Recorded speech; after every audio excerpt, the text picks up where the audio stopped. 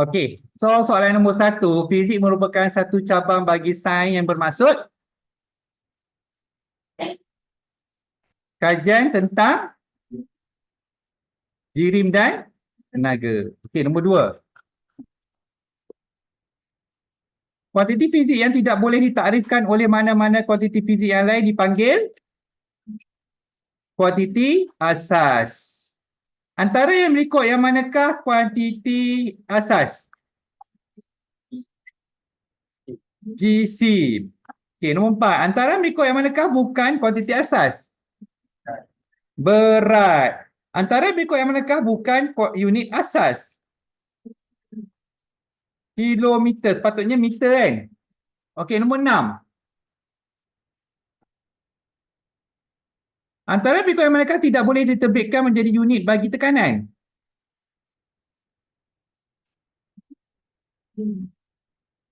Yang mana tidak boleh diterbitkan menjadi unit bagi tekanan? A, betul. Okey. Ni yang syiok ni.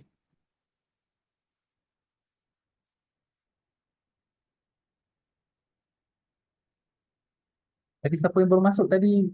Dori apa? JNT? Tahu. JNT tu. Okey. Ada certain part saya akan terangkan.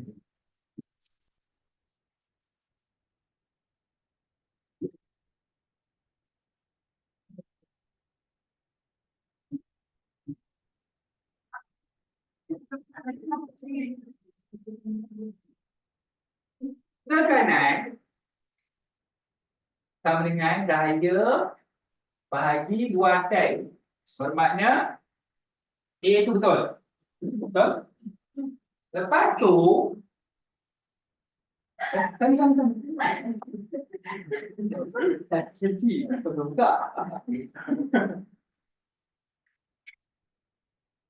Okey, lepas tu tekanan daya sama dengan apa dan apa? Daya sama dengan apa dan apa? Force. MA tu apa? Mama. Apa? DC darab luas. Bahagi luas ke? Acceleration kecepatan lah, Win. Ya Allah, baru ini Tuhan. So tu yang B kan? B kan? Okey, B dah betul.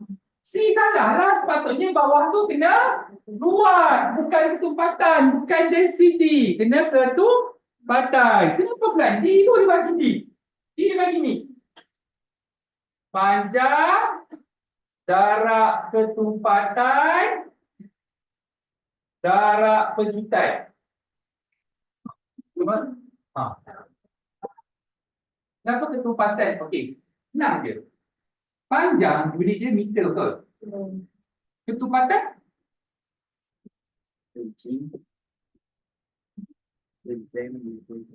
Gram per meter padu kan?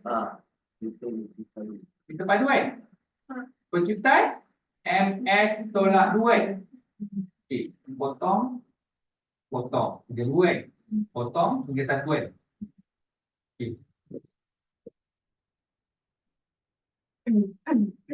So tinggal C per MS tersebut.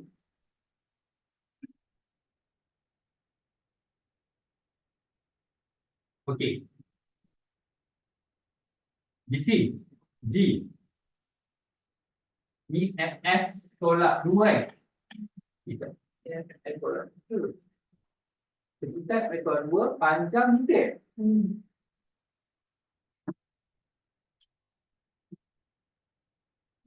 Ketumpatan betul ke tu? G KG KGMS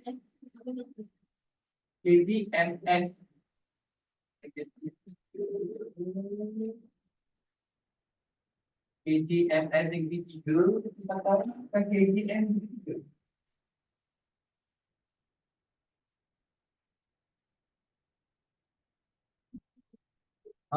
KGM. Okey. Sebenarnya ada kesilapan sikit kat sini. Sepatutnya bila kau potong orang akan dapat KG M negeri 3. So dia kurang M. Dikurang M. M dikurang. Ha. Sepatutnya potong dapat unit yang sama kat atas. Tapi jawapannya C.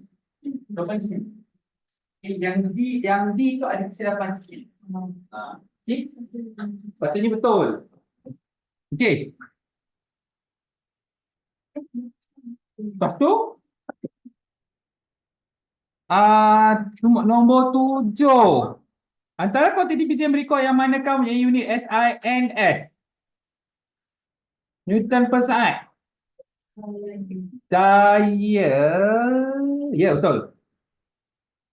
Okey. Antara berikut yang manakah bukan unit bagi tekanan?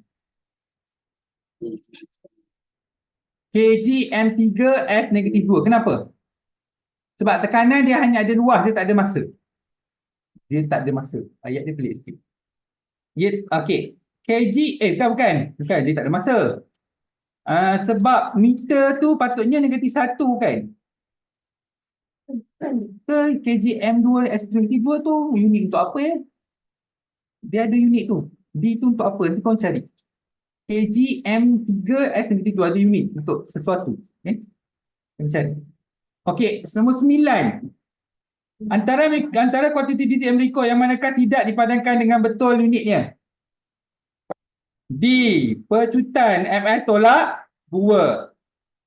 Okey, nombor 10. Berdasarkan formula bagi daya regangan, di mana L sama dengan pemanjangan, K sama dengan pemalar, unit bagi K ialah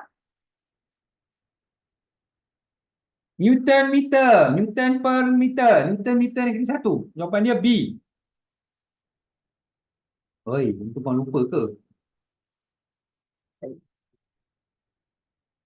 Okey, antara pasangan berikut yang manakah menunjukkan kuantiti asal dan kuantiti terbitan dengan betul? C. Kuantiti PJM mempunyai kedua-dua magnitud dan arah dipanggil sebagai kuantiti vektor. Contoh kuantiti vektor ialah tekanan ada arah. Force. B jawapan dia. Force patutnya daya kan? Salah tu, bukan kuasa. Kuasa tu power. Okey, maaf dalam senayu dia.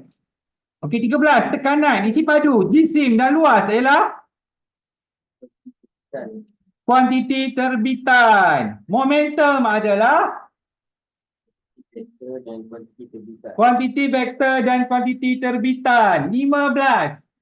Kuantiti fizik yang hanya mempunyai magnitud dipanggil sebagai kuantiti skala. Contoh kuantiti skala adalah C. Jawapannya adalah laju. Sebab hal laju kuantiti vektor. Kelajuan adalah kuantiti skala.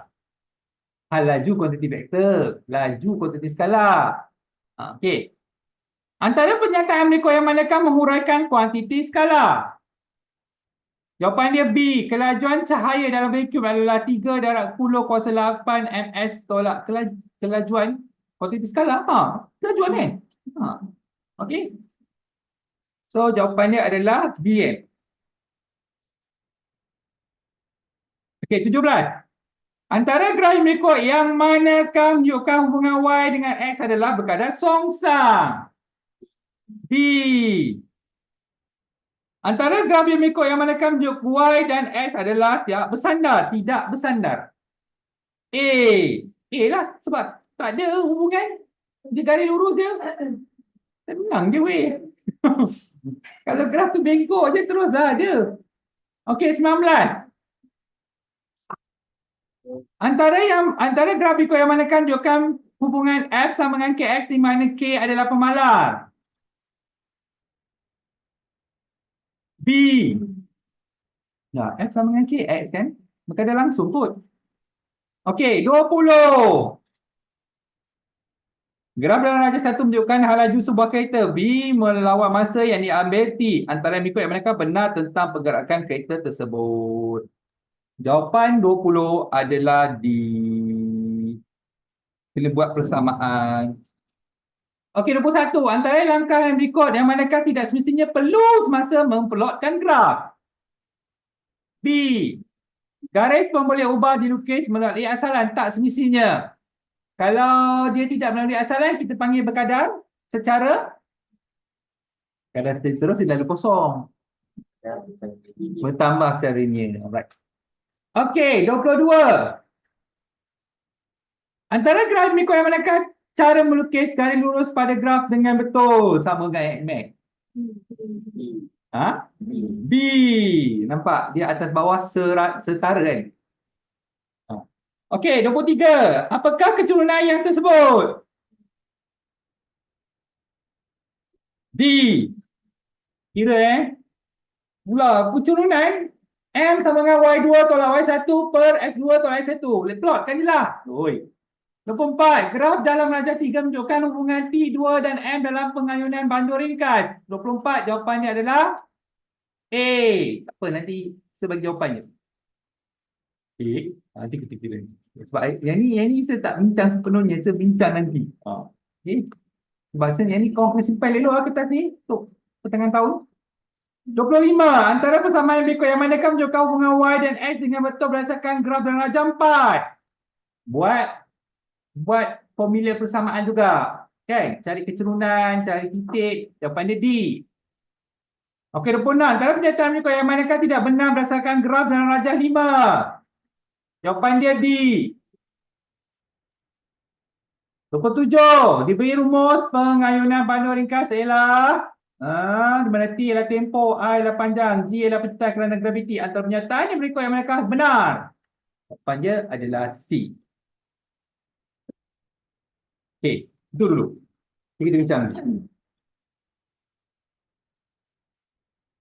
Tapi ingat, buku tu kena jadikan dia bahan bacaan tu, tak tahu. Kau punya nota tu, jadikan bahan bacaan.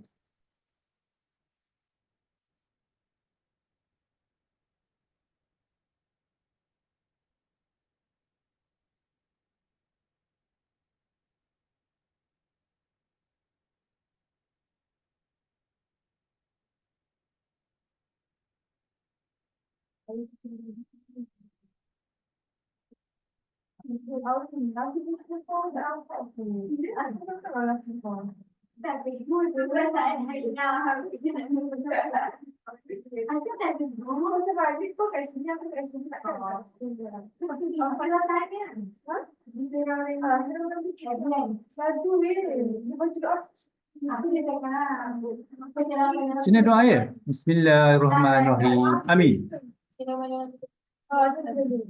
Tak apa, yang penting niat dia betul. Betul lah, orang baca panjang-panjang pun tapi tak. Ni apa? Sekejap. Orang tu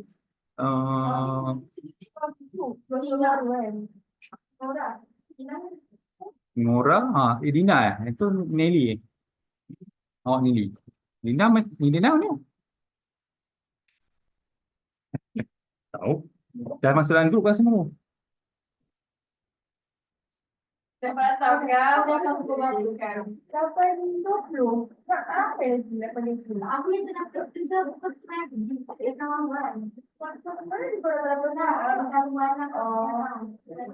Ini nombor dia ke ni? 011114326785. Bapak dia tak ada kat rumah.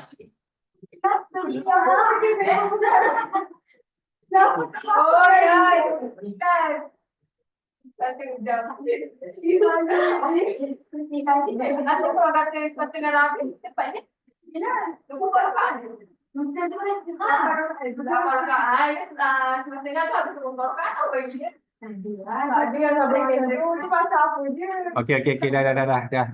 Makcik. Surau tu nanti dulu. Fatihah tutup lampu.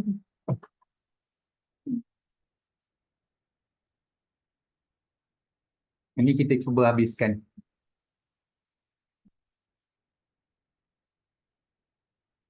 Yang Dina ni dia duduk mana? Rumah dia? Tak tahu. Kampung Medan. Ke seberang lah. Kampung Medan seberang lah. Nelly duduk mana? Oh, jauh lagi. Nora? Oh, semua jangkang.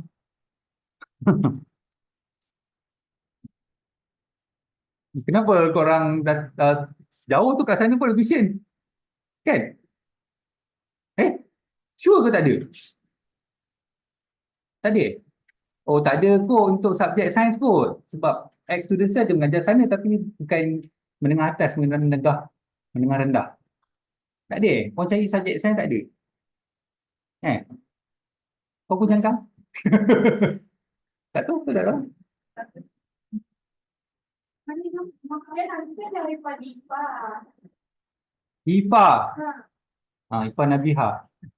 Lepas tu dia orang daripada kau.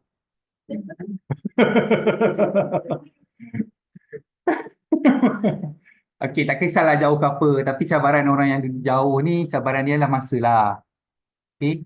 Yang duduk Jangkang ni, cabaran masa. Banyak student kat situ, banyak yang ex-student banyak gila kat Jangkang tu. Kalau saya sebutkan, korang cari. Kat Jalan Kandora. Anak arwah, cucu-cucu arwah Hadi Yassin. Kau cakap kat bapa mak korang, dia kenal, tahu siapa. Anak anak Izam, anak apa dah, banyaklah. Itu ada belas-belas orang cucu dia saja. Semua dah kerja. Ada di masih tuition, ada seorang perempuan. Jangkang ada lagi dekat Jalan Kandora ada lagi. Dia dah kerja. Dah tunang dah. Laki, baby. Panggilan dia baby. Cuba kau bayangkan sapi. Baby. Tapi tak, memang saya jumpa kat luar pun saya panggil setengah teacher panggil baby. Sebab mak bapak dia panggil dia baby. Lelaki. Saya cakap lelaki tadi. Ada orang tu je. Dia dua beradik dia. Ada batch dia orang saja tu ada dua baby. Masa tu share, ada seorang lelaki, seorang perempuan. Kalau saya cakap baby, dah dua-dua. Saya sebutlah baby nama. Panggilan tu nama panggilan mak bapak dia orang. Saya dengan teacher pakai. Kan lebih baik berahsia. Nanti kalau saya tahu nama panggilan mak bapak korang kat rumah. Tapi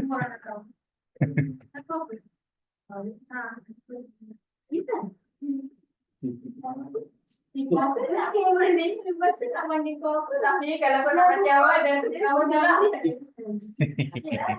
Panggil Arif ni.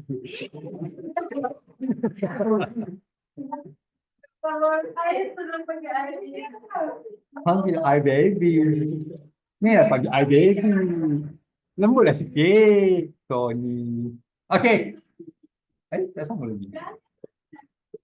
Panggil lah I baby. Baby.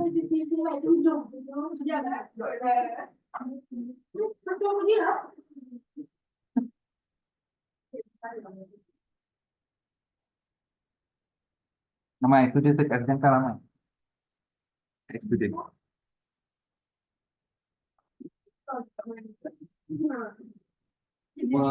Cuma diorang nak mengaku setengah cicit ke diorang, saya tak pastilah kan. Tapi ramai lah.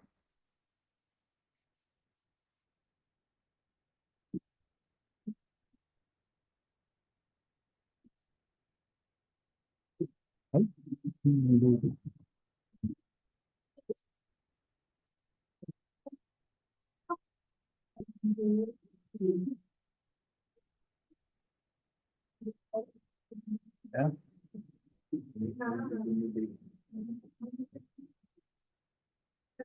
Cabang kahwin. Pengen ada cabang kahwin. Cabang kahwin. Itu pun boleh. Buat Allah. Ini tu nak. Apa itu? Tapi jangan kau bungsu.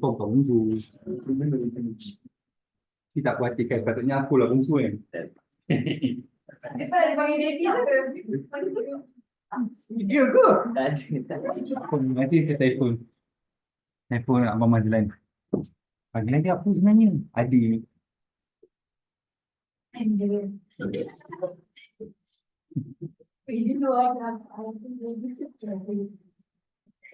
Panggilan adik, padahal bawah dia ada lagi.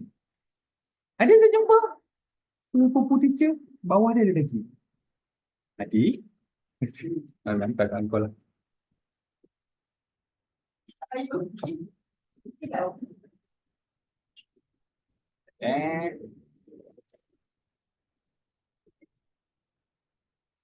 Pakcik Mides. Kita nak habiskan sikit lagi. Apa dia?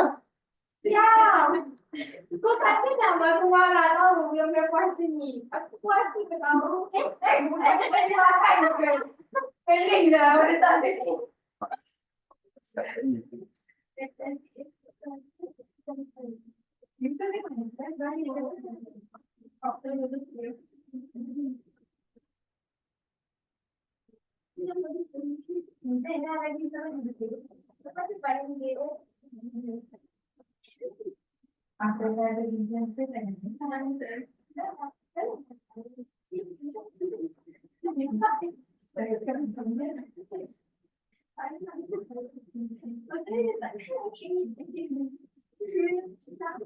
Tak jalan.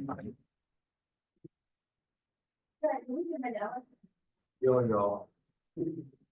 Minta maaf dari awal.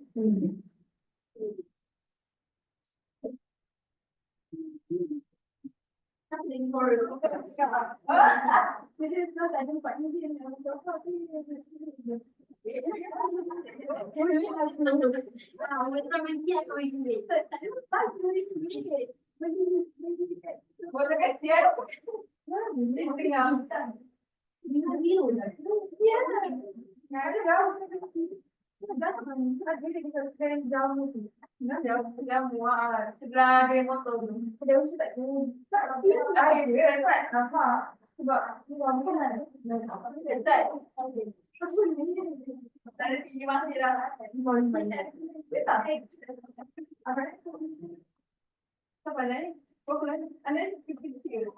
Tak, ada orang ni ada sebab sebenarnya sebab dengan program ni. Oh, ini ada serius. Ini ada orang macam kau pasti tu keluar mana lagi? Belum. Sana.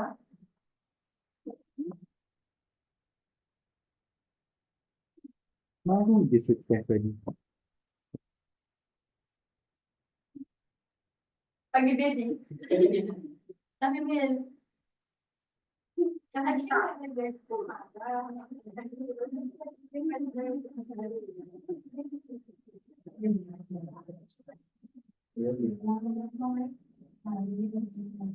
Takut dia tak macam seperti ni.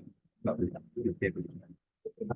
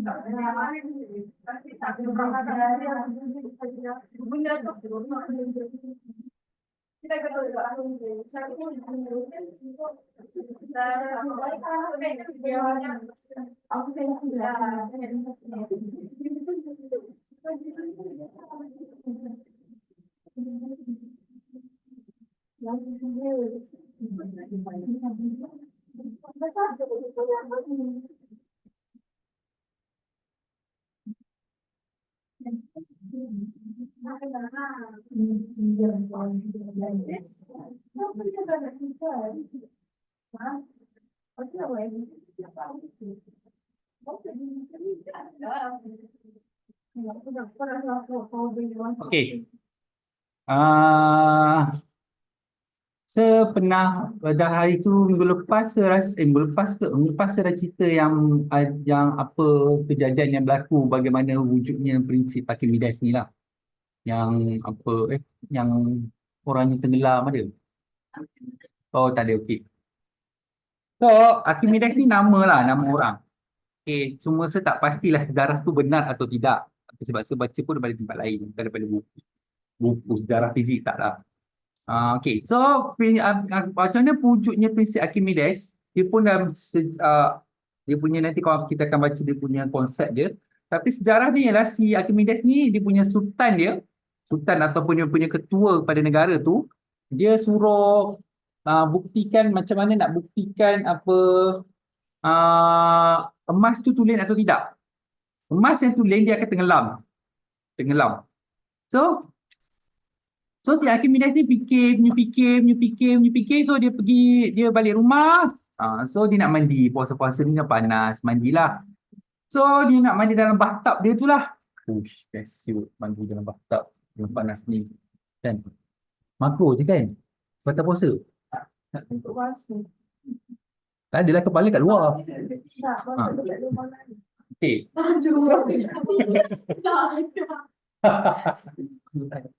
Oh, punya fikir. Okay. Tak apa, terlalu bayar uji sangat. Okay, so dia masuk, dia nak mandilah. Okay, so nak mandi, so dia nak tentu, bila dia mandi, dia masuk, dia tenggelam tu, dia baru terfikir,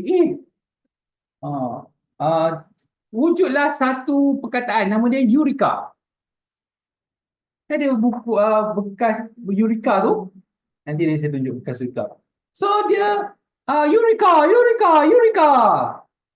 Dia sebenarnya cerita. Sebelum habis cerita. Dia lari. Sampai kat sultan dia. Okay, saya dah jumpa cara. Nantilah. Kau tak tahu lagi. Alah, balik persidangan. Sampai kat sultan dia.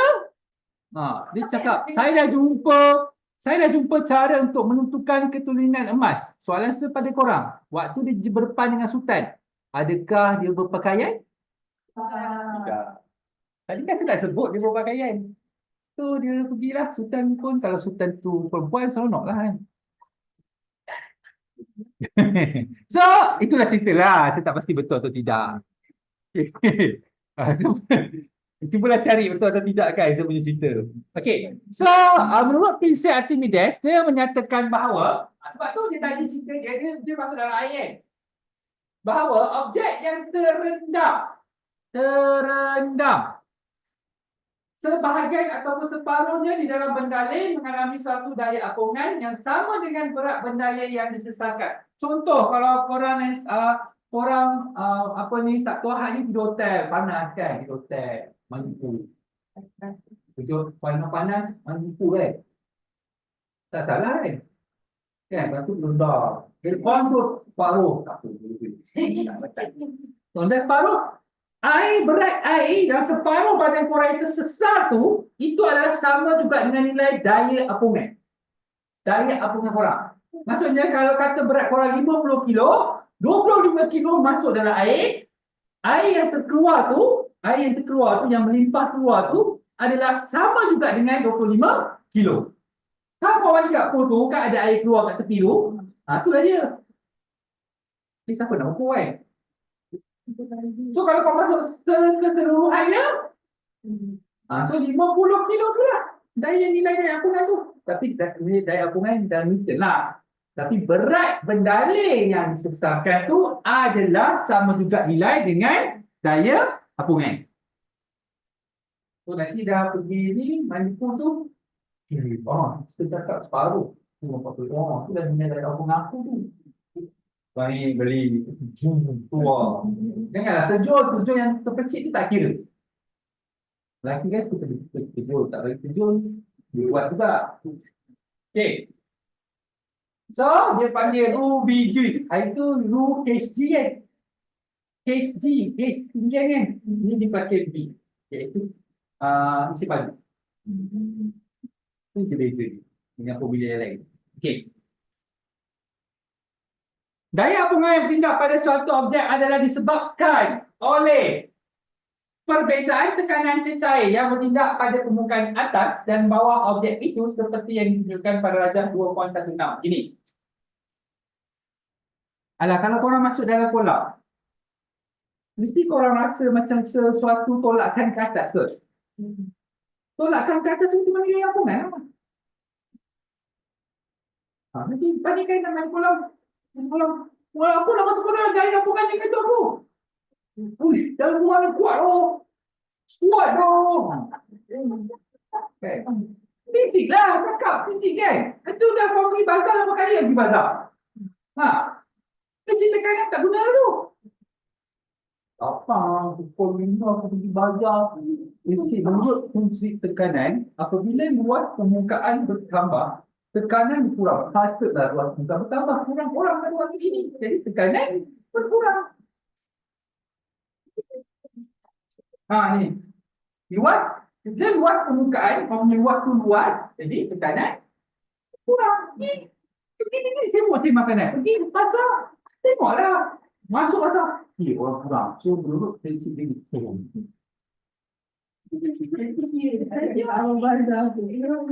Tu pergi pula dekat-dekat muka kan, video suku. Ni drama. Menurut prinsip. Ha. Betul lah. Bila korang berni, korang mengukuhkan korang kefahaman.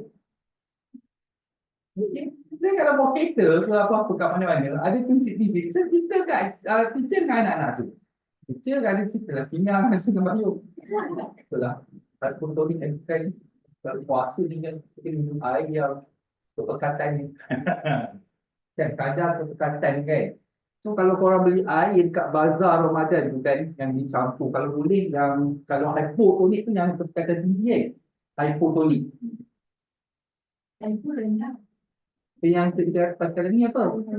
Hypertonik. Kan? So yang campur susu, campur air krim, campur sirap.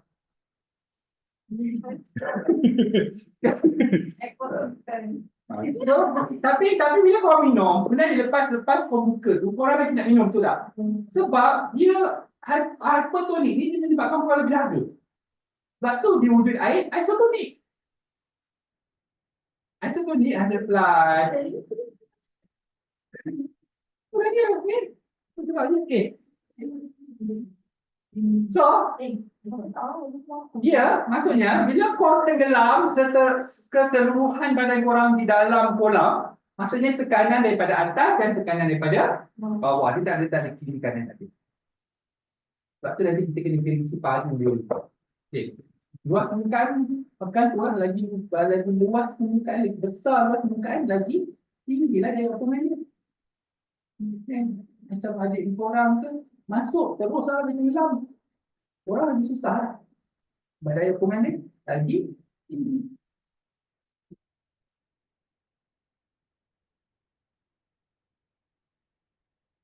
Okey. Jika objek itu direndamkan pada kedalaman tertentu di dalam cecair berketumpatan P. Okey. Daya apungan juga bergantung pada ketempatan air tersebut. Kalau kau mandi kat kolam, mungkin saya tak pasti tak ketempatan air dekat laut ke dekat kolam lebih tinggi. Are you sure? Kalau dekat kolam kan dia buang klorin tu dah ketempatan tinggi lah. Kadang-kadang klorin tu tinggi pun. Kalau korang rasa pun dah rasa. Ketempatan tinggi juga tak apa kolam. Korang kan kadang ada setengah orang dia mandi, kadang kuat dia punya suak tu bertukar warna. Sebab tu klorin lah, klorin itu. Saya tak ada cakap lah, tapi secara amnya saya boleh cakapkan ketempatan rendah kat laut lah, ketempatan tinggi kat kolam. Sebab tu kita jarang dengar orang lemah kat kolam. Kita dengar orang lemah dekat laut. Kat laut tak ada daya apa kan? Ada tapi tak rendah lah. Sebab kena ingat dekat laut dia ada lagi tu ombak, kena ambil kira faktor ombak. Kalau dekat kolam air dia tenang kan. Dan sampai ada buaya. Kan dekat kolam tu banyak buaya nanti di sekeliling kolam. Buaya darat. Itu yang PAP tadi. Okey, tak perlu hafal benda ni. Yang kau perlu hafal ialah HPG ni, kita dah buat itu, HPG. Oleh sebab tekanan. yang bertindak pada permukaan bawah lebih tinggi pada permukaan. Betul lah, sebab bila kau masuk, air tu menyentuh bontot korang dulu kan. So dia bertindak. So tekanan tu pada bawah lah dulu ke atas. Melainkan kalau korang tenggelam sepenuhnya, barulah ada daya di atas. Sebab tu bila ada dia daya di atas, maksudnya bila ada daya di atas yang lebih tinggi daripada daya di bawah, menyebabkan korang tenggelam. Tenggelam dan pergi kembali. Tempat nyanyi tidak. Okey, satu daya paduan F ke atas terhasil. Okey, ni SPG tak perlu tak perlu nak cerita pada, tapi dia nak ceritakan yang Rubg tu. Oleh sebab Rubg nilai dia sama dengan mg, iaitu berat sama juga cecair yang disesatkan. Berat cecair yang disesatkan. Okey. Saya nak tunjuk gambar di sebelah tu.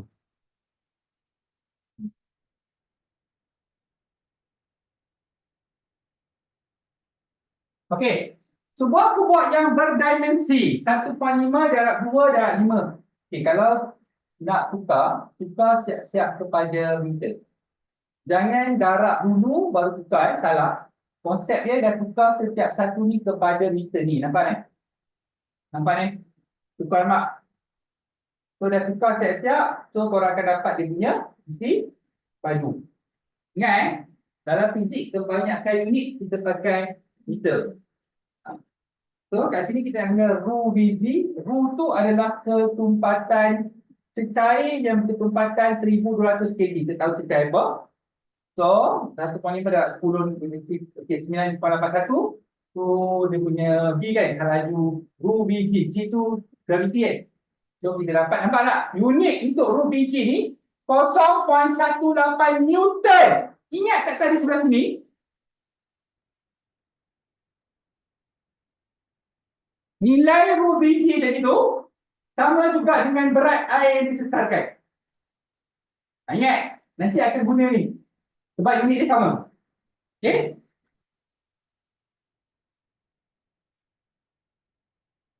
Okey. Daya hubungan pada satu objek juga boleh ditentukan daripada perbezaan antara dua berat objek itu dengan berat ketara objek itu apabila berendamkan dalam air seperti yang ditunjukkan. Okey, berat ketara dengan berat sebenar. Ingat tak dalam bab cahaya dan optik ada dalam ketara dengan dalam nyata? Yes. Dalam ketara apabila tenggelam kan? Apabila tenggelam dalam air ni kita panggil dalam ketara. Keluar daripada air kita panggil dalam nyata. Sambil-sambil itu kita ulangkan juga yang nombor.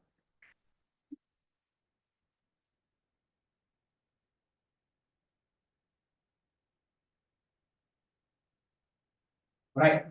Okay. So, macam inilah keadaannya. Kalau tengok, ni masa yang sebenar dia. Tapi dalam berat ketara dia akan berubah. Kita tak akan berubah. Ada berat juga kalau kita guna neraca ni. Nanti dalam amal Quran ada. Apabila beban berada di udara, bacaan neraca spring adalah berat beban. Apabila beban terendam, ini bacaan dia. Nampak? Kalau dia berada di udara, ini penting ni. Okay.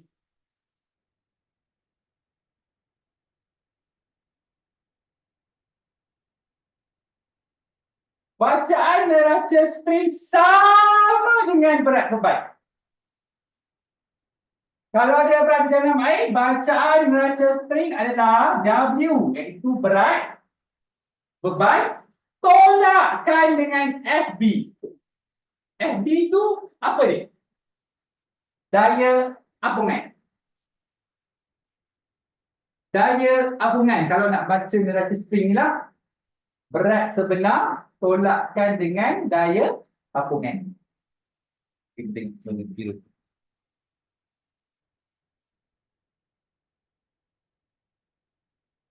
Okey. So macam mana kira berat ketara? Berat ketara adalah W tolak FB tadi sama juga. Oleh itu dengan daya apungan. Oleh itu daya apungan FB sama dengan W tolak WA. W tolak WA itu berapa pula? Ni. Jisim sebenar tolakkan dengan berat sebenar tolakkan dengan berat ketara. Berat sebenar tolakkan dengan berat ketara, korang akan dapat juga dia punya daya tapungan. Jadi kita tengok soalan ini.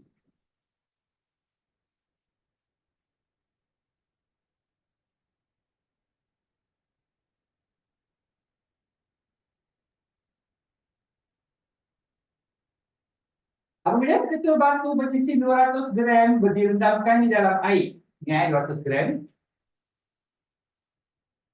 Ini nak baca gram tinggi kan? Jadi 0,2 kan?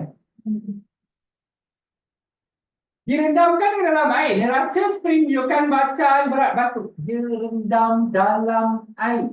Rendam dalam air. 1,5 ni berat ketara ke berat sebenar? Berat ke? Berat ketara. Berat sebenar ketara. Okey. Tentukan daya apungan yang bertindak pada batu itu dan anggakan isi padu batu itu. Ketempatan air dibagi 1000 kg per meter padu. Okay.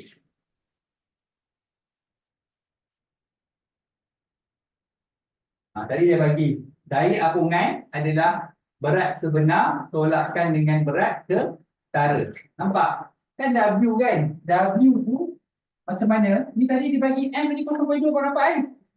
Kalau kau nak terus kau dapatlah dia punya berat sebenar. Ni bagi tadi N tadi kat atas kan? Darabkan 96% kau dapat berat sebenar. So berat sebenar tolakkan dengan berat ketara, maka kau akan dapat daya apungan. So seterusnya kalau nak guna ni pun boleh. Nak guna ni. Contoh sekarang nak cari isi padu kan. Kalau so tak suka dia pakai macam ni, saya betul. Okey. Ini dia bagi kita tengok jawapan sama atau tidak kan. Kalau tidak ni korang ganti. So sekarang aktif dia bagi sekarang nak cari isi padu tu. Nak cari isi padu air yang disesarkan. Sebab tu dia ada Ru, B, G. Orang cari B, P dengan G ni pindah ke sebelah jadi darab betul?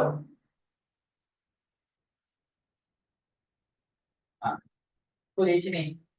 So gantikan FB ataupun daya apungan yang korang dapat tadi. Gantikan ketumpatan tadi cecair. Gantikan dengan G iaitu 9,81. Jadi korang dapat isi padu air yang disesarkan adalah 4,7 darab 10 kuasa negatif. Ingat, daya apungan yang berhasil tu menyebabkan isi padu air yang disesarkan adalah 4,7 darab 10 kuasa negatif. Jadi kita tak boleh hafal, kita kena kira.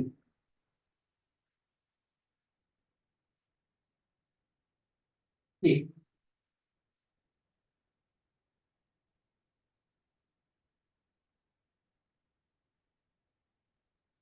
Keseimbangan daya dan keadaan gabungan satu objek dalam bendalih. Objek yang terapung dalam bendalih berada dalam keseimbangan.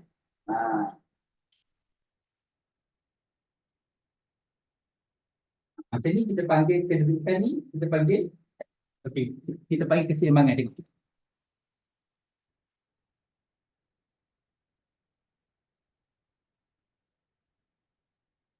Apa maksud keseimbangan sebenarnya? Kalau boleh agak. Maksudnya berat dengan daya apungan adalah sama nilai. Berat dengan daya apungan adalah sama nilai. Maksudnya bila korang tenggelam dalam air, bila korang berada statik pada kedudukan itu, tanpa bergerak-gerak, maksudnya dah tenggelam, tak turun naik, korang dikatakan berada dalam keseimbangan. Keseimbangan itu maksudnya berat air yang disesatkan adalah sama dengan daya apungan. Maksudnya, apabila daya apungan itu tinggi, korang akan terapung. Apabila berat melebihi daya apungan, maka korang akan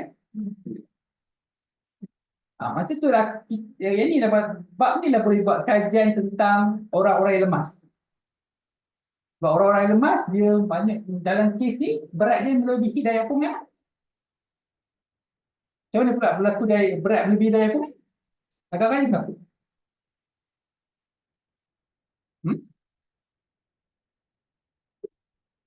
Dia minum air, ditambah lagi biji simen, dia tenggelam.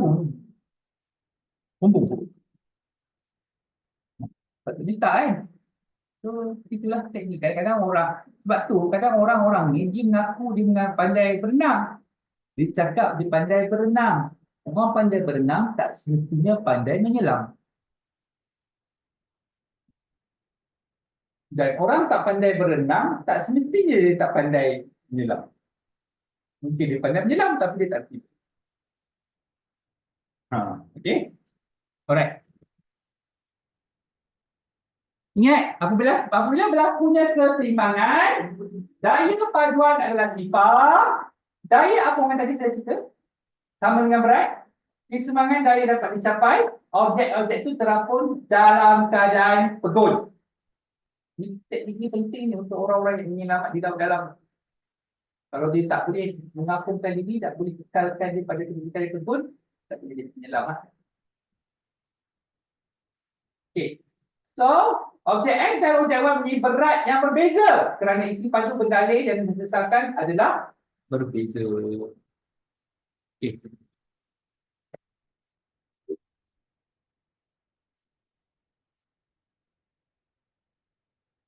Okay. Sebuah silinder loyang berisi padu 0.12 meter padu direndamkan di dalam air seperti yang ditunjukkan dalam rajah di bawah. Okay. Direndam dalam air. Maksudnya rendam sepenuhnya. Jika silinder adalah pegun, berapakah tegangan? Tegangan tali tadi kan, tegangan tali ni kan sama dengan daya apungan. Daya apungan. So, ketupatan loyang dibagi, ketupatan air pun dibagi. So, macam mana kita selesaikan?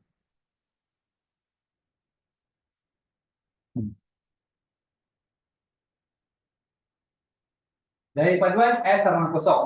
Bermaksud daya ke atas sama juga dengan daya ke bawah. Okay. Kita kira dulu daya apungan dulu. Daya apungan kita boleh pakai rho biji. Rho biji. So kita dapat 1177 Newton. Berat pula, berat silinder loyang tu, ingat berat air yang disesatkan sama juga dengan berat silinder tu lah. Ini kan dia bagi ni ketupatan air. Kenapa tak ada ketupatan air? Sebab berat air yang disesatkan sama juga dengan berat silinder loyang tadi. Ini kan ketupatan silinder loyang. Okay, ini apa jadi? 0.12 pun dia. Atas pun dia, 0.12. Isi padu air kan? Isi padu loyang tu kan? Jadi isi padu loyang tu sama. Isi padu loyang, kalau dia bagi isi padu loyang sama juga dengan isi padu. Kalau loyang tu dimasukkan dalam air, air keluar, jadi isi padu air yang keluar tu adalah sama dengan isi padu loyang. Prinsip. Okay. So dikira sebab tu tadi, okey ni. So tegangan tadi adalah W tolak. Kenapa dia jadi W tolak F? Tengok.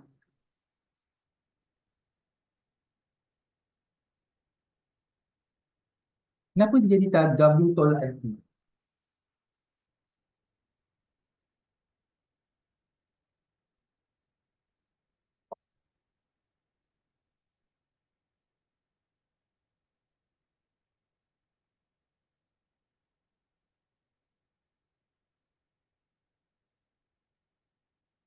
Sekejap, soalan ni dia sebut tak dia berada kanan perbun?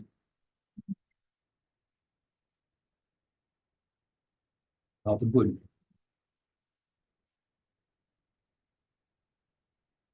Okey. Sebabkan dia ada T itu, ini tambahan Tuan kena ingat, tadi kan dia belajar awal dia, T sama dengan FB sama dengan W. Kalau tidak, FB sama dengan W je. Tapi dalam kes dia terlibat dengan tegangan. Sebab tu yang dia jadi T sama dengan W tolak FB. Sebab tu. Sebab dia dalam kes yang ada T saja. Nanti kita tengok contoh kiraan lagi.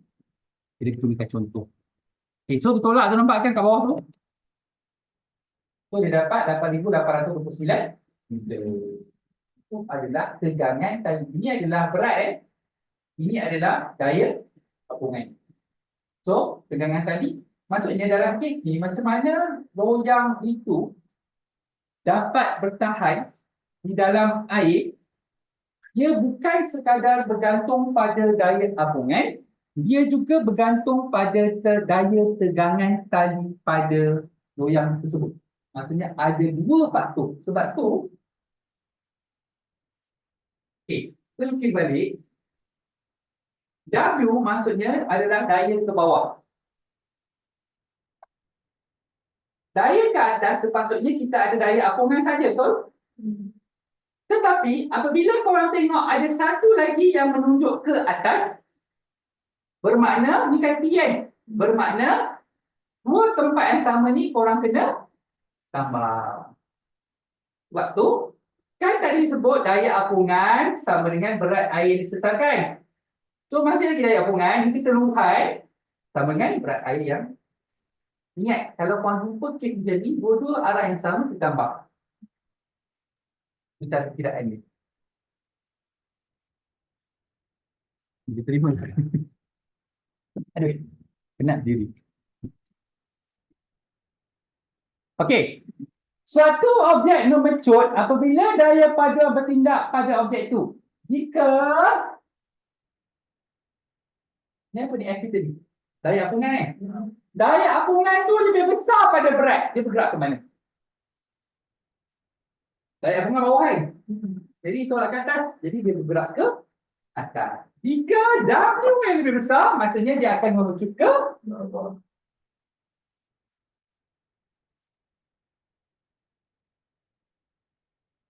Okey, sebiji belon berjisim 1.2 kg menyesarkan 5 meter padu udara. Okey, apakah yang akan berlaku kepada belon itu apabila dilepaskan ke udara? Ini konsep belon udara. Okay, konsep belon udara. So, sama juga kalau korang tengok kat sini, kiraan nampak kat sini, korang tengok depan ni. W sama dengan mg, 1.2 dia bagi 9181 ialah nilai pecutan graviti kan. So korang dapat berat udara yang disesarkan adalah 11.8. Lepas tu nak kira daya paduan korang guna Ru Vg kan. Ru 1.0 darab 5 dia bagi kan. So dapat 49. Okey, kenapa jadi macam ni? Kena lukis lagi.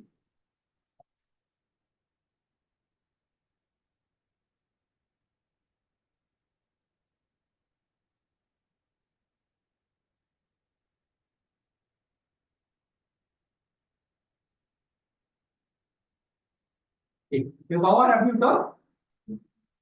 Ke atas ada daya A. Lepas tu ada satu lagi. Apa satu lagi? Ni, api. Api ni adalah daya yang menolakkan belon tu ke atas. So sebab tu dia, bila akan saya cakap yang ke atas kena tambah betul. Yang ada ke atas sama dengan W. Sebab tu berlaku ni. So kenapa berlaku ni? Sebab nak cari F sama dengan. Okey, kenapa FB tolak W?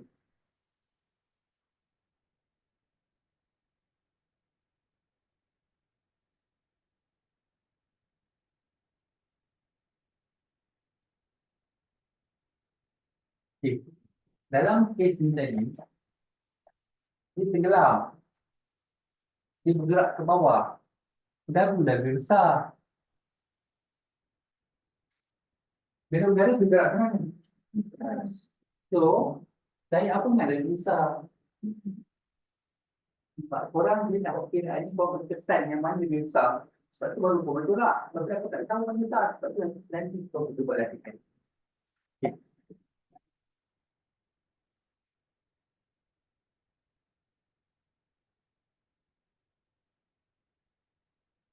Okey, sebuah bongkah keluli berjisim 64,400 kg dan berdimensi 2 meter darab 2 meter darab meter digantung dengan rantai besi.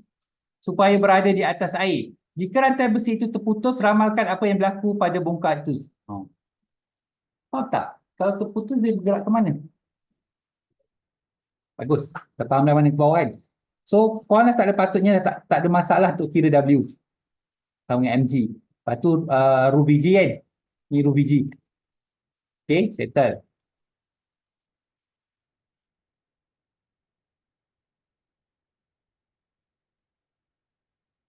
Tengok ni. 631.8 apa?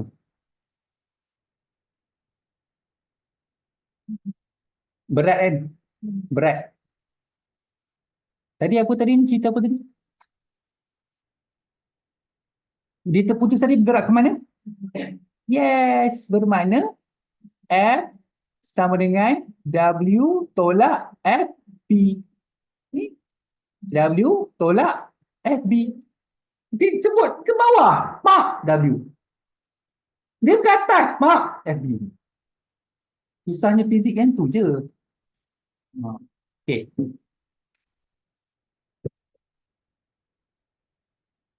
Okay, so bongkar akan memecut pada 8.6 meter per saat ke bawah permukaan air. Okey. So, aplikasi prinsip Archimedes dalam kehidupan sehari kita ada hidrometer. Cara dia untuk mengukur ketempatan cecair. Okey. Kita ada kapal selam dan tangki balas. Kau tahu tangki balas benda?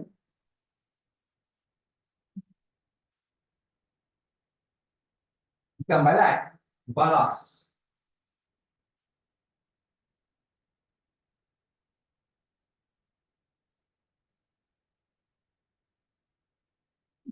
Dia punya dinding ni boleh desain.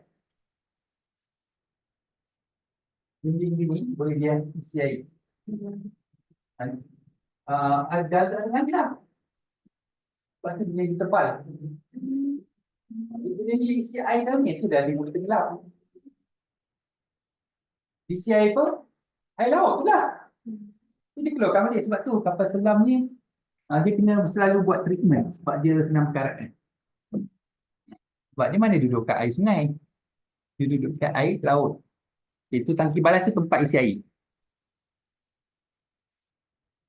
Okay, itu konsep dia. Apabila dia kosong, nampak dia kedudukan dia kat mana? Atas. Tapi dia tak adalah duduk atas macam kapal. Okay, lepas tu ini 20% dia dah tenggelam. Nampak kepala dia je. Kan? Okay, lepas tu kalau 100% dia tenggelam lah. Dia ada jugalah sebenarnya bagi saya yang ni tak tepat lah. Ni mungkin sepatutnya kat sini 80% ke. Sebab kalau 1% dia boleh ke dalam lagi lah. Maksudnya kalau 1% tu dia kedalaman dia dekat sini, katalah 1% tu diberikan 1% kedalaman dia, maksudnya dia tak boleh pergi ke dalam lagi lah. Itu je lah. Kalau tak salah kapal selam Malaysia sehingga 100 hingga 200 meter kot, rasanya lah. Sebab kedalaman laut kat Malaysia ni lebih kurang 80 hingga 100. Kapal selam tu dia buat ikut kedalaman kawasan perairan negara tersebut. Kenapa kau nak pergi buat kedalaman perairan kat Australia? Padahal kalau Malaysia kan, kapal selam kau nak pergi Australia tu. Okay.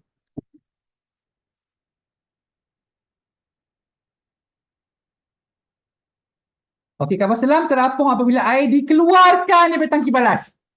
Masuk air, tenggelam, keluarkan air, dia terapung. Nampak? Plimsoll. Bukan bisul ni. Ada kapal-kapal yang ada benda ni. Kenapa? Dia kena isi barang, beban pada kedalaman yang tertentu. Sebab kan kita ada laut masin dengan air tawar dengan air masin kan? Sebab kapal ni dia akan berubah kedalaman dia apabila melalui kawasan air tawar dengan air masin. Yang laut merah dengan laut mati. Yang dia punya air tawar dengan tu tak bercampur apa dah. Ada orang viralkan tu. So kapal dia akan tenggelam sikit bila masuk kawasan tu. Okay. Okey, kedudukan air laut berbeza mengikut lokasi, nampak? Jadi garis peninsula digunakan sebagai panduan semasa membuatkan beban ke dalam kapal. Okey. Bahagian bawah sebuah kapal kabur terendam sebanyak 2 meter di jeti Sungai Rajang. Apakah yang berlaku pada terendam kapal itu apabila bergerak ke laut? Ni nampak. Still sama. Dikira Rubiji. Tapi kat sini dia tak bagi V Ada bagi V tak? Tak ada kan? Sebab tu kalau kau tengok kat soalan tu dikira V. Okay? So tak apa, kau jangan risau pasal pengiraan ni. Nanti kita akan buat pengiraan contoh kiraan. So daya apungan sama dengan daya apungan sungai. Daya apungan dia kena sama. Daya apungan kapal tersebut kat sungai dan laut, nilai dia sama. Beza daya apungan kapal tersebut dekat sungai dan laut adalah sama. Apa yang membezakan nilai daya apungan? Betul. Tapi apa yang membezakan ketumpatan cecair? Ketumpatan air laut dengan ketumpatan air sungai. Itu yang beza. Tapi nilai keseluruhannya mesti sama. Ingat.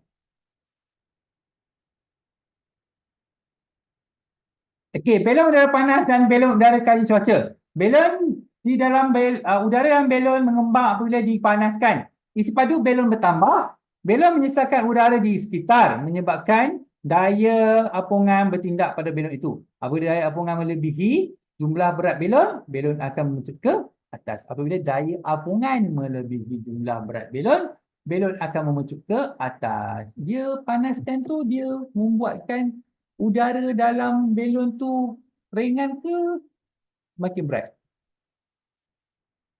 Lagi ringan lah, barulah dia terbang. Kalau dia berat, dia jatuh bawah. Kau tahu tak dia panaskan tu? Dia menyebabkan molekul-molekul udara tu mengembang kan? So, isi padu udara tu akan jadi makin ringan. Dia ringan. So, sebab tu dia akan naik ke atas. Konsep dia jadi ringan lah. Kalau jadi berat dia akan turun. Okay. Dia isi helium. Kita tentukan berat gas helium dalam belon itu. Hitung daya apungan yang bertindak pada belon itu. Terangkan bagaimana belon itu boleh terapung di permukaan. Dia terapung pegun di udara. Okey, ni. So, kira masih lagi nampak VPG. VG dah sebenarnya ni. Daya apungan dia. Tengok, kalau korang tengok, dia guna, tadi dia guna P dia lain Ini P udara Nanti kita kena rujuk pengiraan, buat selatihan baru kita boleh faham. Sekarang ni soalan kenapa ini tolak? Kenapa daya apungan tolak dengan berat? Sebab jadi belon bergerak ke? Kita faham. Okay, habis sekejap. Nak pergi masuk muka, pergi masuk muka. Pergi minum tak boleh lah. Boleh sorok-sorok.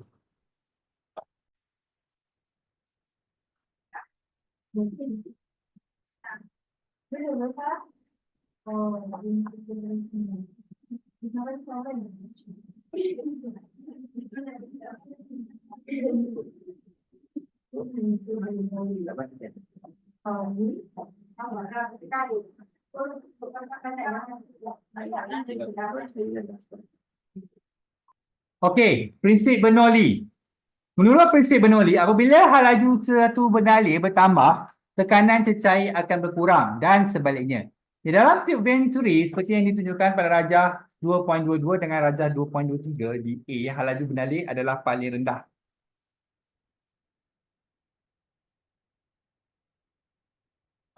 Manakala tekanan di A adalah paling tinggi, di B hal laju cecair adalah paling tinggi, maka tekanan di B adalah paling rendah ni.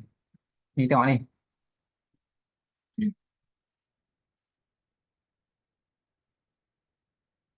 Ni selalu ada dalam soalan fizik ni. So kena tahu sekarang. Gambar ni paling popular. Tengok laju cecair. Dia mula-mula masuk, dia rendah. Dia mula-mula masuk tu rendah. Tapi kalau dia macam ni, sama je. Mula-mula masuk tu paling tinggi. Kalau dia punya bentuk tu sama je, so mula-mula masuk tu hal laju paling tinggi. Jadi dia rendah, tekanan rendah. Makin tinggi, makin tinggi. Sebab makin ke dalam, laju air tu akan makin rendah. Semakin perlahan lah. Sebab dia dah makin ke dalam. Mula-mula masuk macam korang nak masuk kereta kan, kau tekan air, kau tekan tu, mula-mula dia laju lah kan. Hujung tu sampai kat kereta, kau kencing diri. Lepas tu hujung-hujung dia turun kan. Ke dia terus lagi. Ataupun dia naik atas. Tak, saya tunjuk contoh. Betul tak? Maksudnya laju tu awal lah paling tinggi kan.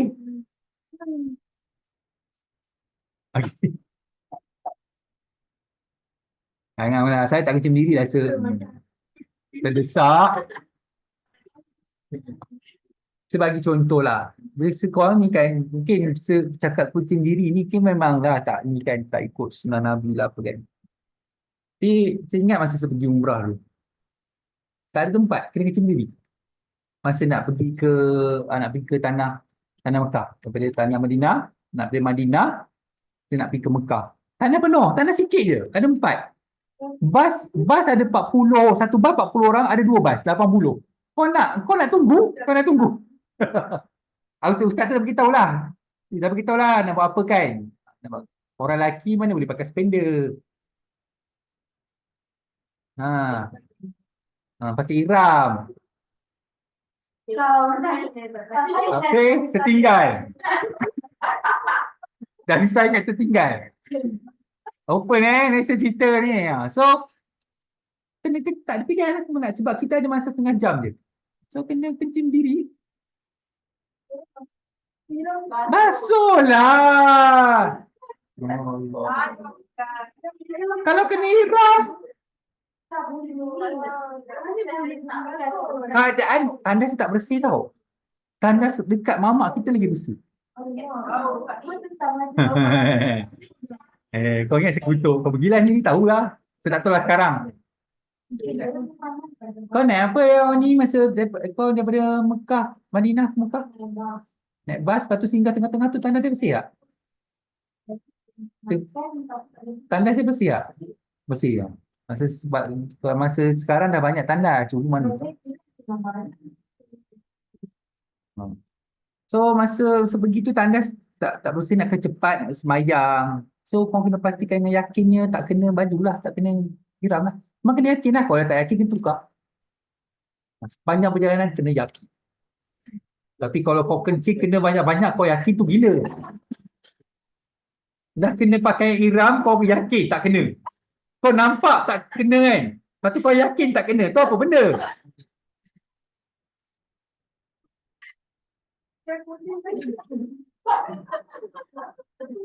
Tanah perempuan banyak, tanah lelaki tak banyak.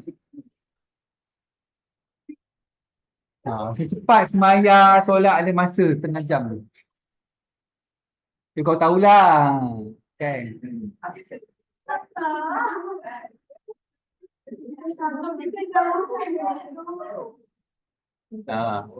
Tak, ni saya cerita. Tapi saya tak pastilah sekarang kan. Kalau kau naik kereta api laju, memang tak rasa lah apa saya cakap. Kalau kau naik kereta api laju, tak merasa apa saya cakap. Nak pergi Mekah ke Madinah, Madinah ke Mekah, naik bas, baru tahu apa saya cakap. Baru kau merasai kepayahan Nabi Muhammad berhijrah daripada Madinah ke Mekah. Lebih kurang 500 km. Naik bas, lebih kurang 5 hingga 8 jam.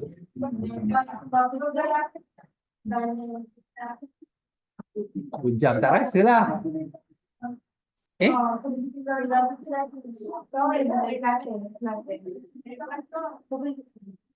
Apa pun kereta api laju, bukan kereta api slow. Bukan komuter, yang salah faham. Laju dia 300 km sejam kot. 2 jam je sampai. Tak adalah sampai betul-betul dekat dataran dekat Mekah terus buat umrah, tak. Kena pergi hotel dulu. Gila sampai kau turun terus umrah.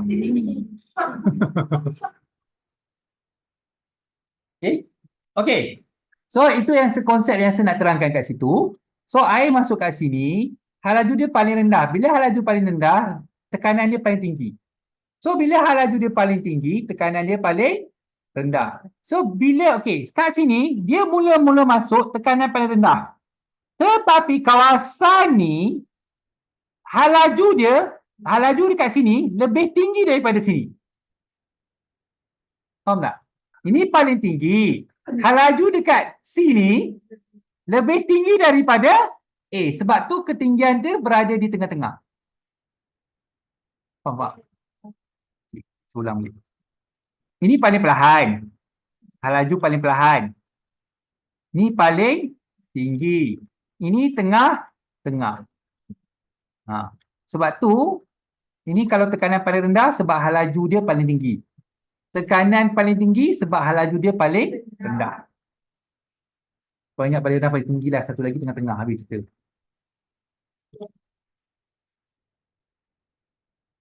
Terbalik pun sama. Terbalik pun sama keadaan. Ni halaju paling rendah kan? Halaju paling rendah tekanan paling tinggi. Pelik. Kau jangan tengok air. Kau tengok udara. Tak faham tu. Ni. Ini ruang udara dia paling tinggi, betul? So, halaju dia paling rendah. So, ruang udara dia paling rendah kan? So, halaju dia paling tinggi. Ruang udara dia berada di tengah-tengah kan? Bermaksud halaju dia tengah-tengah di antara yang tertinggi dan terendah. Jangan tengok air. Biasa orang tengok soalan ni, dia tengok air. Dia salah. Faham tak? So, kau dulu confused. Tengok, balik. Sebab yang masuk kat sini adalah udara. So, korang kena tengok. Faham? Okay.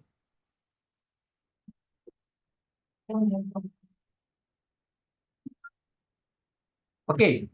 Perbezaan tekanan akibat perbezaan halaju digunakan untuk menghasilkan daya angkat seperti yang boleh diperhatikan pada aerofoil.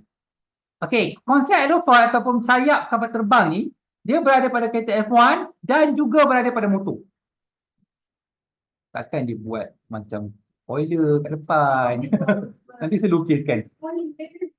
Konsep yang sama. Okey. Okey, kat motor, boleh kau nak depan? Boleh kau nak buat depan? Tapi kau bayangkan rupa dia macam mana? Kau kena kecam. Kau buat depan. Yang tak kena perempuan ni. Kau kena faham. Angin. Masa train tu kau nak balik. Sekejap lagi saya cerita. Itulah dia cerita tu. Aerofoil pada kereta, dia menolak kereta ke bawah. Bukan menerbangkan kereta. Kalau tidak, berapa banyak kereta dah terbang. Tapi kau akan ingat, spoiler kepada banyak-banyak kereta yang kau tengok kat luar tu, semua tu scam.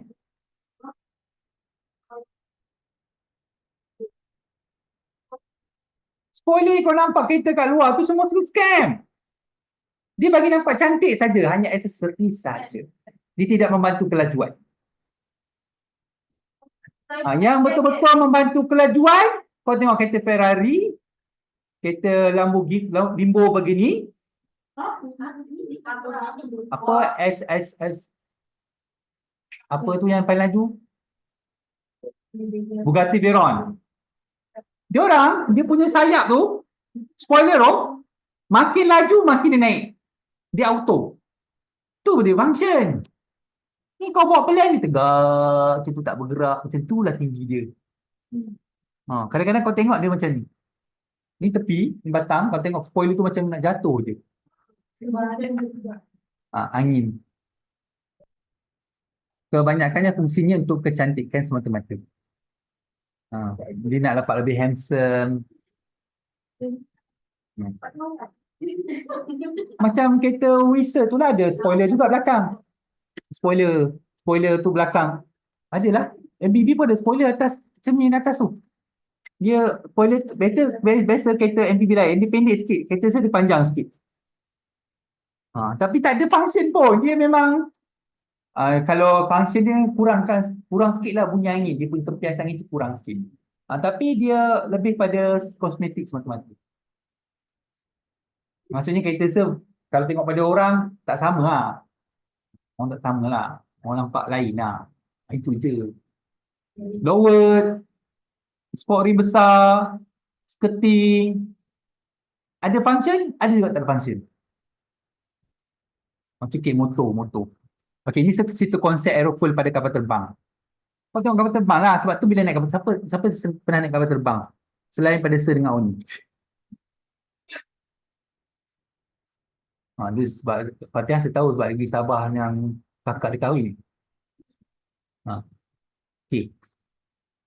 Sebab tu, sedulu kalau naik kapal terbang, saya naik kapal terbang di Mekah, Mekah Madinah, pergi balik, Sabah pergi balik, Sarawak pergi balik, Vietnam pergi balik, Thailand pergi balik.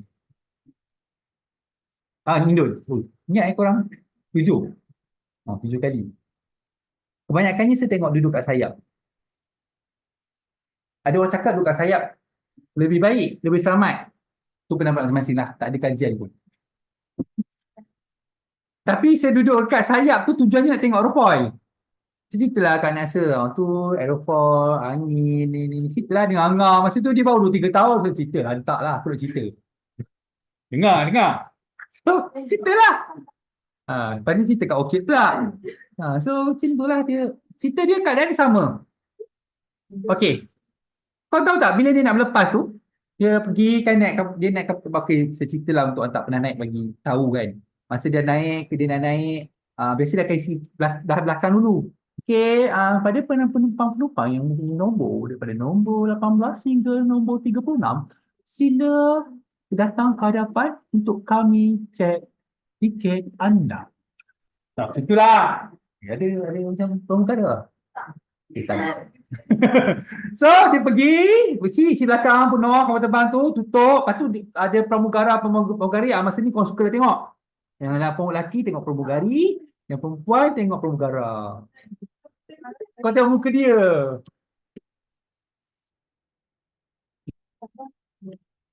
Kan? Tapi bila duduk tengah-tengah tu, bila duduk kat tengah-tengah sayap tu, kalau pramugari, betul-betul sebelah tu.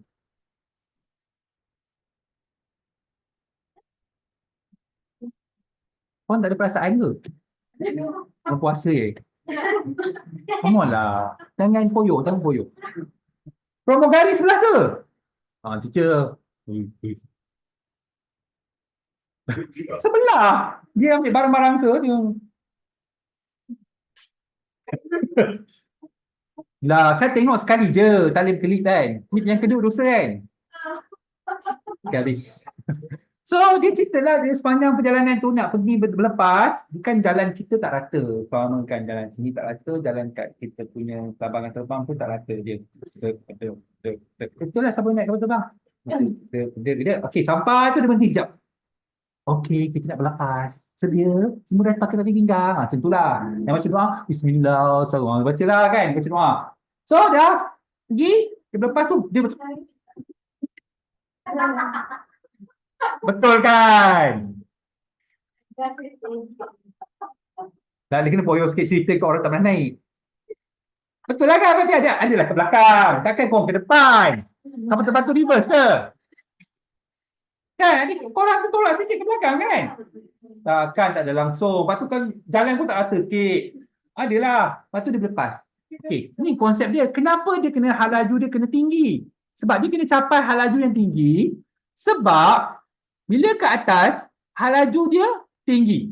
So, tekanan dia akan menjadi rendah. Bila ke bawah, hal laju dia rendah. Tekanan dia tinggi. Tekanan yang tinggi di bawah sayap tu, apabila dia mencapai tahap kelajuan yang tertentu, dia mencapai daya angkat yang tertentu, maka kapal terbang tu akan naik ke. Sebab tu lapangan terbang tu ada panjang landasan yang tertentu. Ikut besar kapal terbang tu. Sebab tu korang tak boleh naik kapal terbang pun. Tak boleh nak naik kapal terbang kan. belum ada bajet nak naik kapal terbang. Pergilah KLIA, kat luar tu ada deck, boleh tengok. Kat KLIA 2. KLIA 2 tu, kau masuk KLIA 2, ada ruang tengah-tengah tu boleh tengok. Tengoklah dia punya tu aerofoil, tengoklah. Makanlah dalam tu. Tak payah boykot makan je lah. Ada. Ha. Kan? So,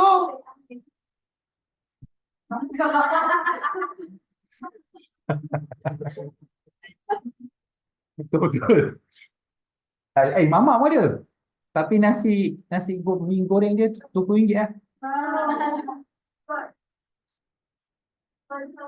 Tapi cuti bulan 5 ni tak ada kelas tau. Tak ada tuition sepanjang cuti. Cuti. Boleh plan pergi mana-mana. Pergi Langkawi lagi pun boleh. Dah boleh start order sekarang. Sebab waktu tu saya pergi Sabah. Dah saya bagi tahu siap. Itu cuti terakhir korang Lepas tu ada cuti lagi seminggu bulan 9. Jangan mengada nak cuti sebab tuition. Dah nak trial. Tu memang tak insaf gitu. Okey. So nampak sebab tu dia mecut. Kenapa dia tak buat belai dia terbang? Belai telur dia. Tiba-tiba terbang. Nampak keadaan dia? Jangan sana. Okey, ni prinsip dalam fizik ni. Kenapa tak boleh dengar? Sebab panas. So bila panas? Udara di ke atas. Ke atas kan? Udara di ke atas. Sebab tu sebenarnya bunyi azan tu di ke atas. Kalau kita duduk dekat bukit, dengarlah azan kat bawah. Konsep dia macam tu lah. Tapi subuh bunyi paling kuat, tapi kau tak sampai. Subuh paling tak dengar kuat mana pun tak dengar. Muazzin datang sebelah telinga kau azan kan pun tak dengar, tak bangga. Okey, faham Tapi konsep pada kereta terbalik. Ni kau terbalik kan? Ya, aku lukis. Dah, saya tak tahu azan daripada mana tu.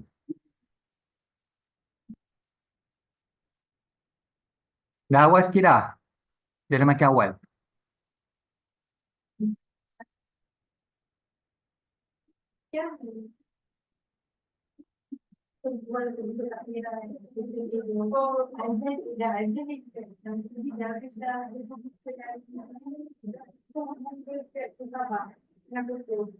Terbalik sini.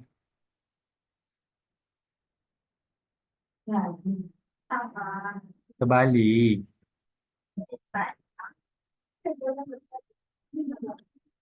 Okey. Sini kan?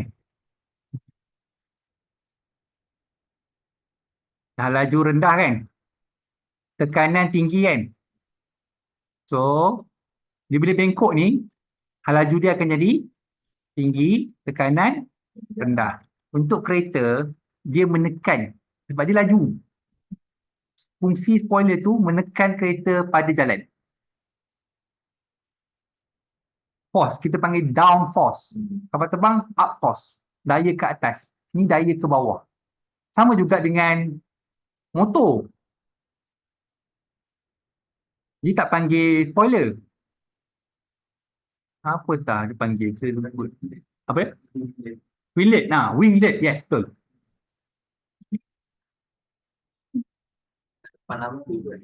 Ya, betul. Kat body tu, kiri kanan. Kat motor ni motor depan. Motor tu. Tak macam motor pun. Kita teruk sangat motor tu.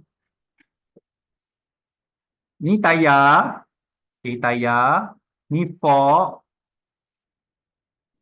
Okay, nak cuba bayangkan ke depan. Okay, ni motor. So, dia punya lampu. Ni bukan motor lumba lah ya. Tak apa-apa nak cantik. Lepas tu, dia punya ni. Okay, gelak. Okay. Lepas tu, dia punya side mirror. Mana lah motor lumba side mirror? Dia punya winglet ni kat tepi ni. Ini function dia sama juga dengan spoiler. Ada kat tepi. Sebab tu kita tengok pelumbat motor.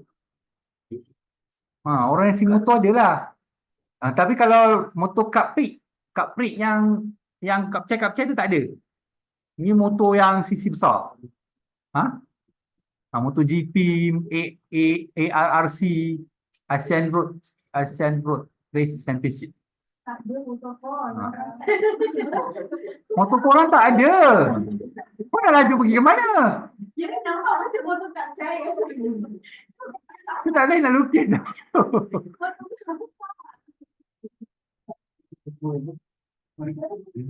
Tapi kalau dia jual, saya rasa orang pasang tu kat motor. Konon-kononnya nampak macam pelumba kan.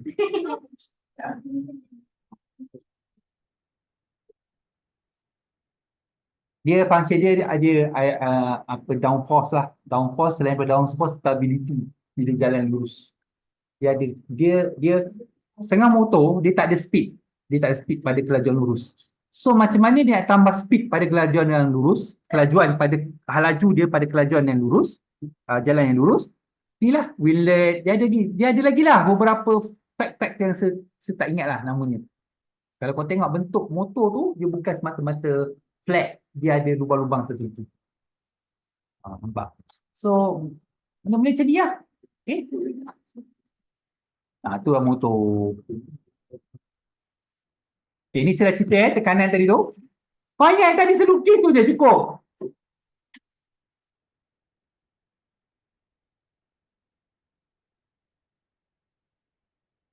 Nampak? Daya angkat kepada kapal terbang, nampak? Konsep yang sama. Sebab tu kapal terbang, dia naik. Dia macam menegak juga. Seolah-olah nampak menegak kalau dia naik.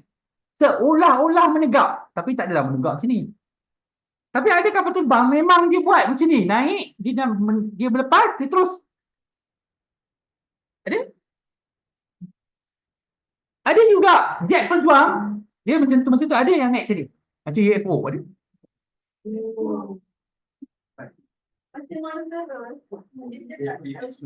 Ha? Malaysia punya dia suka boleh buat. Kalau yang dia berlaga. Memang baik.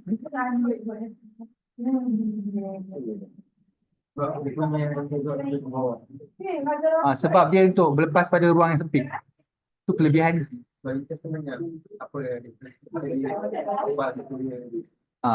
Aircraft carrier tu yang kapal-kapal. So dia boleh buat kapal yang lebih kecil. Okey, ni bola. Macam mana bola tu? Orang tengok bola tu, oh Ronaldo. Kau suruh tahu Ronaldo je. Kau nampak tak macam dia sepak tu melengkung? Konsep yang sama. Konsep yang sama. Kat sini, laju dia tinggi kan? Jadi tekanan dia rendah. So kat sini, laju dia rendah, tetapi tekanan dia tinggi. Bermakna, dia akan tertolak ke sana. Menolak bola ke sana. Sebab tu bola tu boleh melengkung. Ni kalau orang kat luar negara main bola, dia orang belajar. Kita ni semata-mata bergantung pada nasib. Sebab tu kita menang itu bola cantik tu, anugerah Puskar sekali je. Lepas tu dah tak ada lah. Banyak sangat nasib. Sebab kalau pemain tu dia betul-betul boleh aplikasi fizik-fizik, dia akan buat berkali-kali. Okay?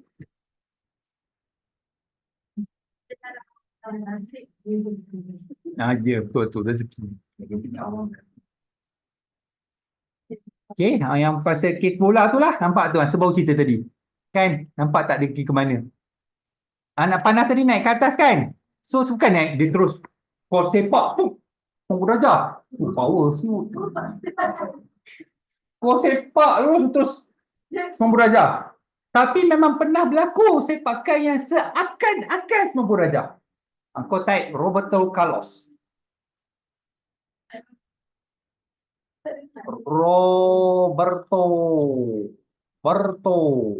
Carlos. Masa Piala Dunia tahun 1998 kau tak rasa.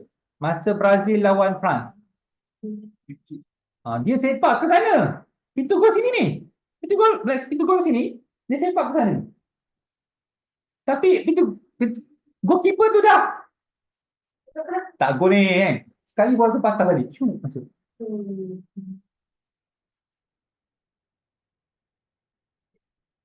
Roberto Carlos. Oh, nak tengok. Okey lah, saya buka jap. Jap eh.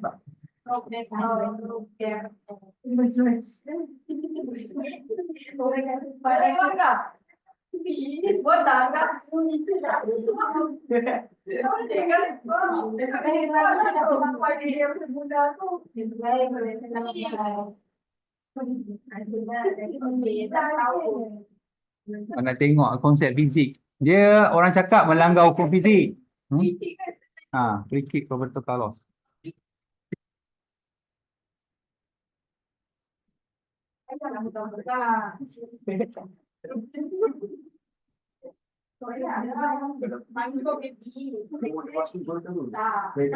Yes, masuk terus. Saya bagi tengok lah.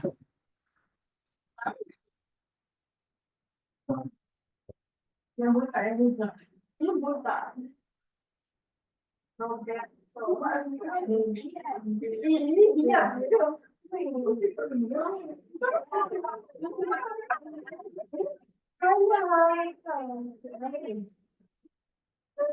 Apa ni? Mana gambar ni? Oi.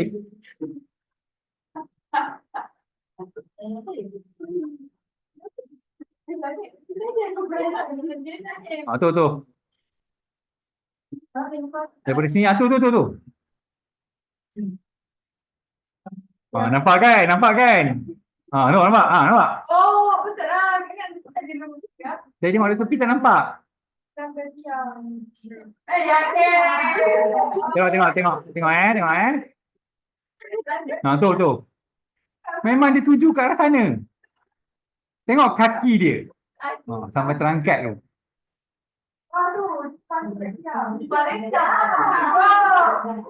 Tapi dia bukan buat sekali, dia buat berkali-kali. Tapi ni the best. The best goal ever.